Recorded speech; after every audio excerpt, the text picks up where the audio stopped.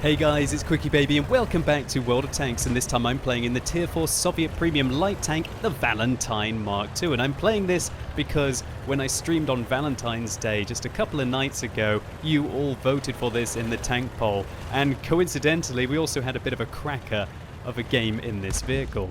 Now this was my first ever premium tank in World of Tanks.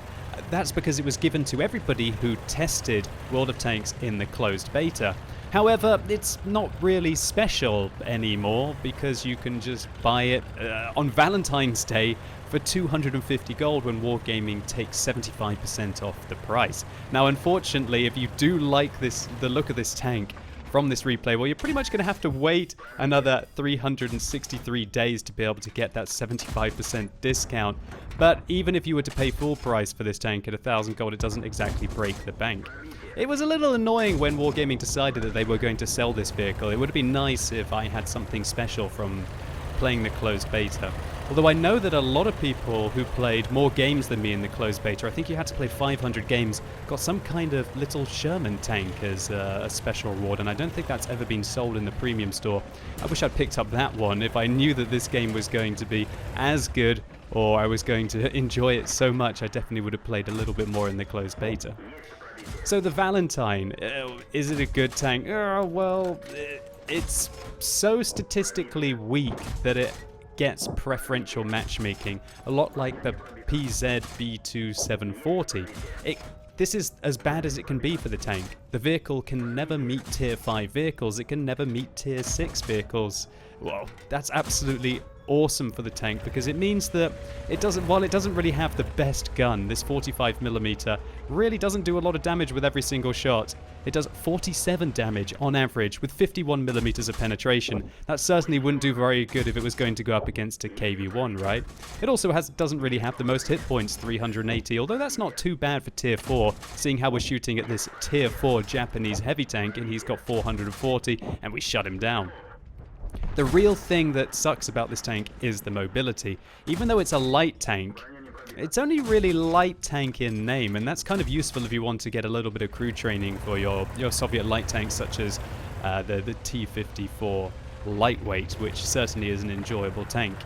The thing about this tank as well with the gun is that 1.71 seconds aim time is lovely, but you have a 26.25 rounds a minute rate of fire, which means that it's still hard to be able to get that gun fully aimed sometimes, especially if you want to try and move in between your shots, which simply isn't possible. The vehicle is also very slow. It goes at 32 kilometers an hour, but has an exceedingly bad power to weight ratio of less than 9. That's worse than a lot of tier 10 super heavy tanks, let alone playing in a tier 4 light tank. And so this vehicle trundles along, but when it gets into position, it kind of plays a lot like Matilda, the tier 4 British medium tank. And that's because its armour is rather thick. Of course, when an artillery hits you, the M37 takes off a third of our hit points. It doesn't matter if our armour is 60mm at the front and 60mm at the side, although it does have some weak points, which I'm going to highlight for you later on. The thing that I noticed that I was doing exceptionally wrong in this replay is I haven't played the Valentine in ages, and I was going a little bit gung-ho on the ammunition, guys. And look, I've already pretty much gone through most of my ammunition on the AP rounds to do 788 damage, albeit pick up 4 kills, and now I'm going to be dipping into the APCR rounds. And that's because the vehicle carries such a limited amount of ammunition. 61 rounds, and remember, with 47 average damage, sometimes if you get a few misses and a few ricochets, which is very easy with the standard rounds on this tank, with their poor penetration, that means that you're quite often going to run out of rounds before you've been able to get through the majority of the enemy team.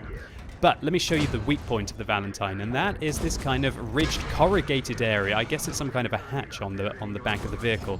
Now, it's a shame that I don't have any AP rounds available, because the AP rounds would have easily been able to go through the back of the Valentine there. The butt of this tank, that butt hatch if you want to call it that, is only 17mm thick. And so if you do see a lot of these on the battlefield, now that people have picked them up in the Valentine's Day sale, then try and do everything you can to be able to get the back of this vehicle. But sometimes that can be exceptionally tricky, because the traverse speed on this tank is 50 degrees a second on hard, 44 degrees a second effective on medium, but 23 on soft, so maybe if you catch it on some sandy desert, then you're going to be able to get its flank.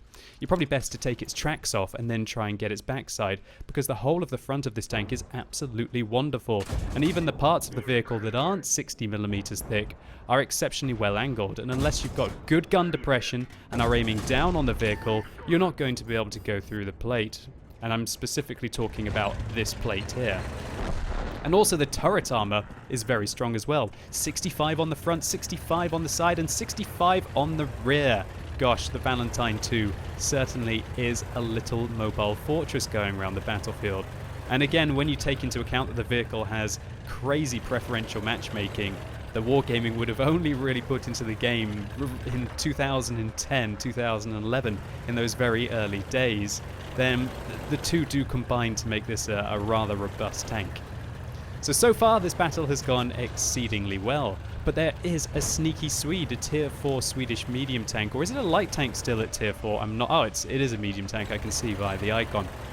Has done really well as well on the other flank. He's picked up 3 kills, and now he's going to be flanking around, and he's going to take out an AMX-40. Can you imagine having an AMX-40 in this matchup?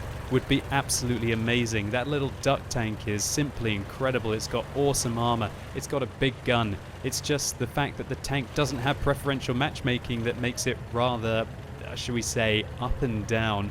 Never consistent. You can either, in a matchup like this, completely dominate in the AMX-40, but then when you have to deal with the tier 5 vehicles, and even higher, then it does start to get very difficult for that tank. So I decided that I didn't want to pressure the cap circle, even though we see somebody was inside it. I want to take out this Swedish vehicle because he's got decent penetration, and he's one of the few remaining tanks on the enemy team. Well, actually, no, all of them are dangerous to me now. But I really want to just get him out the game, because if I can get the medium, who's picked up 4 kills, out the game, then it might give my team a good chance. Look at that, he did 64 damage to us, easily going through the front of the tank.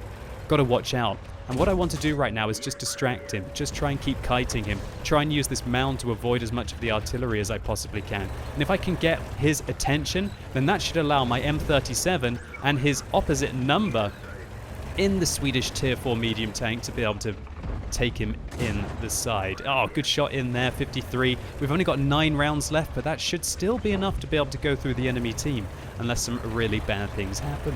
So 1,418 damage so far in our tier 4 tank. That is an absolute monster result. And oh, absolute disaster. The M37 on my team picks up his first kill there, but unfortunately the IKV-72 finishes off Master playing in his Swedish tier 4 medium tank as well.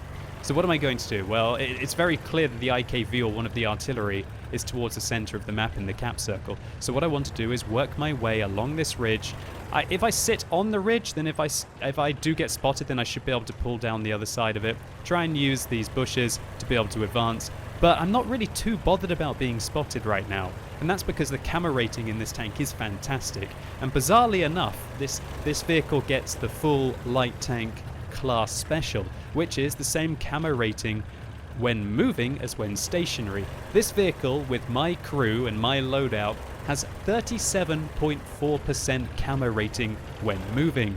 So if somebody wants to see me at 200 meters, I guess they need over 300 meters view range. And when you think about it, not many tanks at low tiers really have exceptional view range unless they're stationary with their binoculars out. So I managed to find one of the M37s, and the M37 on my team, whose name is Abdul Kara, puts in a good first hit on the M37. However, he's going to need to do a little bit more than that. Right now, I don't want to crest that ridge. If I crest that ridge, the IKV-72 could get me, or the other 2 self-propelled guns, the Sexton and the SU-5 on the enemy team, could get me as well. I want to try and stay and use this ridge, and I'm going to wait until I'm no longer spotted before I advance. Now that I'm no longer spotted, I should be able to get up around this ridge line and try and flank the M37, because I think he's going to camp behind that building to avoid getting shot by our own self-propelled gun. Funnily enough, I'm not the one who spotted him there. That wasn't a proxy spot. That was Abdul spotting the M37 and shutting him down completely solo. Great play there. Putting us back into this game, well, with a lot more confidence now, changing the 2v4 into a 2v3. And now there's someone in the cap circle. This is where the Valentine is just going to be absolutely exceptional here. Come on. 61 health. I might be able to kill him in 2 shots there. The first one, 46. Oh no, second one dips. Oh no, and the other one ricochets as well. That was a little bit greedy. I wasted a third of my remaining ammunition in the tank, and now I only have 6 shells to remove the IKV-72 and also then deal with 2 self-propelled guns. And one of them's tier 4 and one of them's tier 3, so they're likely to have a good old amount of hit points between them. So this could be rather tricky. I might have absolutely screwed myself over by taking those chancy shots, but we're going to take another one. Oh, into the tracks, but we have to secure a kill. Now 4 shells remaining with 2 self-propelled guns. If I didn't have the self-propelled gun support, then I might have probably tried to close the distance before engaging that IKV, but when I've only got 93 hit points left, I also have to be very careful. So I can't really take a swing at that SU-5 round the corner. And I tell Abdul in his M37, please go and cap. You can see me pinging the map.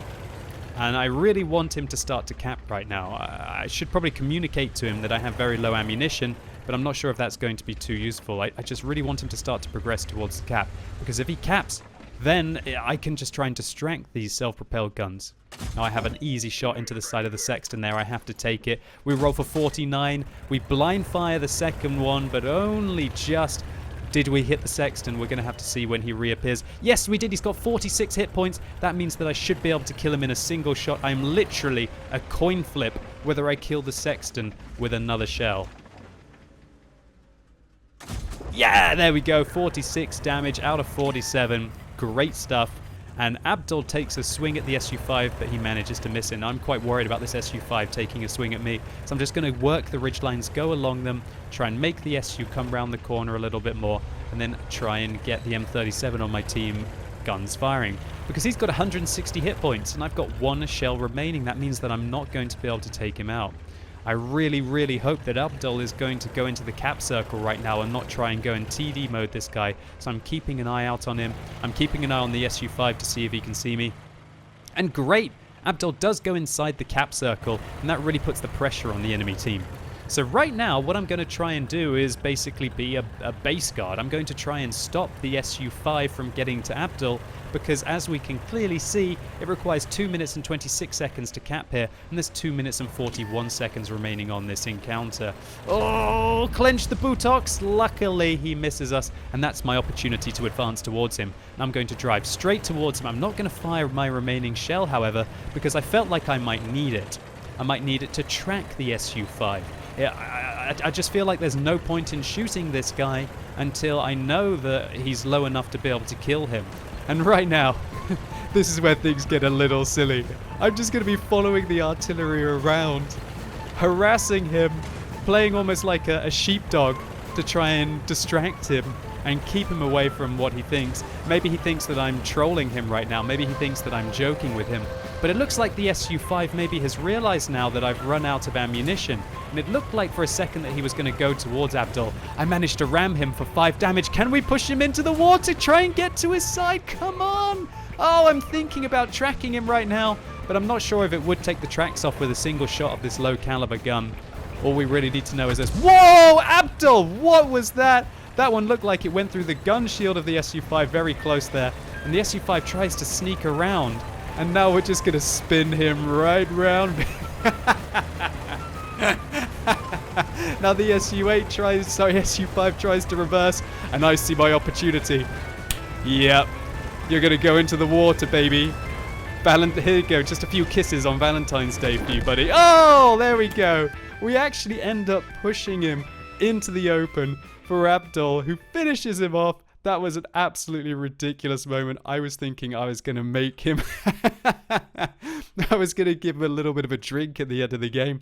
But actually, I didn't plan to do that at all. But it worked out exceptionally well. And a massive shout out to Abdul for picking up 3 kills at the end of the game here. And in retrospect, I wish I had thought quickly enough to invite him to a platoon so we could have picked up a Brothers in Arms medal together. So this was a real fun round of World of Tanks. And a massive thank you to everyone who voted for the Valentine in the tank poll. If you haven't been to one of my live streams before, that's where you can go and vote for the tanks that you want me to play, roughly starting at about 7 o'clock UK time each stream. And we end up with a high caliber medal for the 1000 769 damage that we dealt. Gosh, that was 5 times what anyone else on our team was able to achieve. But I certainly couldn't have got through this battle without them, and a massive thank you again to Abdul for that awesome teamwork. In addition, we get a Top Gun for our 8 kills, because remember, you can't get a Radley Walters medal for killing tanks that are less than tier 4, I believe. And our ammunition cost wasn't even that bad, less than 20,000 credits. And that's because each of the APCR rounds in this tank only cost 800 each. And so even if I fire my entire loadout of ammunition in a battle, it's only going to cost me 21,000 credits to resupply, giving us a fairly safe and cool profit of 37,000 credits. Not too bad for a tier 4. And just look at the bonus experience that you get for playing low tier premiums. Basically half of the experience that we received was given to us as a bonus for playing a low tier premium vehicle, meaning that our triple here was 8,130. My T-54 lightweight crew will certainly be very happy about that. And so the Valentine, I don't think it's quite a Panzer B2 740 with regards to it being overpowered, but if you know how to handle yourself in this tank with the preferential matchmaking and a drop of common sense, it should be very easy to get respectable win ratios playing the tier 4 Soviet premium light tank. And I think is probably one of the most underrated low tier seal clubbers in the game. And so hopefully you enjoyed this video. If you did, please give it a like. It really helps the channel out. And let me know in the comments, what are your favorite low tier premium tanks and why? And as always, thank you so much for watching. You've been epic, and hopefully I'll see you soon.